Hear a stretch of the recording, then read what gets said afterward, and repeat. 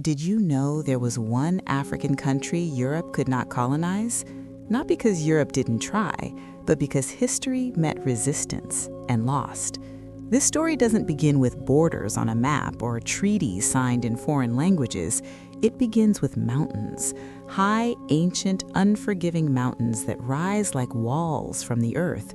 Before European ships ever touched African shores, before empires drew lines across continents, this land already stood as a civilization.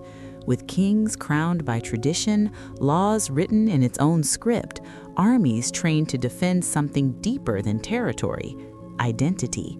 While much of Africa was fractured by invasion, this country already knew who it was. And when Europe finally arrived, it did not arrive as a guest. It arrived with guns, flags, and certainty. Certainty that Africa would fall. Certainty that this land would bend like the others. But this was not just another place on a colonial map. This was Ethiopia, an ancient empire that did not ask permission to exist. An empire that understood power long before power came wearing European uniforms. By the late 19th century, Europe was slicing Africa apart. Britain, France, Belgium, Germany, Italy, each carving their share. The continent was treated like an object, not a home. Kingdoms erased with ink, cultures renamed, people reduced to resources. And Italy wanted its piece. Italy, late to empire, hungry for prestige. Ethiopia looked like opportunity. Italy believed Ethiopia was weak, divided, outdated. They believed modern weapons would decide everything. They were wrong, because Ethiopia did not meet invasion with fear. It met it with preparation. While Europe underestimated Africa, Ethiopia was uniting. Men and women from every region, every language, every faith, not to conquer, but to protect. And when the moment came, when diplomacy failed and arrogance took over, history stood at a crossroads. In 1896, on a rugged plain called Adwa, two worlds collided. On one side, a European empire armed with rifles, artillery, and certainty. On the other, an African army fighting not for expansion, but for survival. What happened next was something the world was never supposed to see. An African nation defeating a European colonial power in open battle, not a rebellion crushed later, not a resistance rewritten as myth, a decisive victory. Italy was defeated, not symbolically, not morally, militarily. The battlefield was clear. Europe had been beaten, and the shock did not stay in Ethiopia. It traveled across Africa, where people whispered hope, across the Caribbean, where descendants of the enslaved felt something shift, across the Americas, where Black intellectuals, activists, and artists saw proof that empire was not invincible.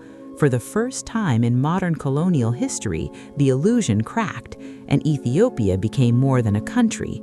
It became a signal, a reminder, a warning that Africa was not empty, not passive, not waiting to be claimed. This victory did not make Ethiopia loud, it made it eternal, because Ethiopia did not chase recognition, it simply remained. While empires rose and fell, flags changed, maps were redrawn, Ethiopia endured. Its history did not end in museums, it continued in daily life, in language, in faith, in time itself. This is not a story about defying Europe. It's a story about never needing Europe's approval, because Ethiopia was never an exception. It was a continuation of something far older and far deeper. When people ask why Europe couldn't colonize Ethiopia, they often expect a simple answer: better weapons, stronger armies, a single battle. But history is rarely that small. Ethiopia did not survive because it was lucky. It survived because it was whole. Whole in memory, whole in belief, whole in identity. Colonialism succeeds best where fragmentation already exists, where borders are artificial, where unity is fragile, where history has been interrupted. Ethiopia offered none of that. It was not a blank space on a map. It was a story already in motion, an ancient state that understood diplomacy and war, a people who knew the difference between compromise and surrender, a culture that did not need validation to believe in itself.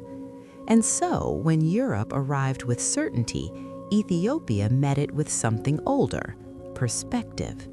The understanding that power rises and falls, but identity, once rooted deeply enough, remains. That empires burn bright and then vanish into footnotes. That survival is not about dominance, but continuity.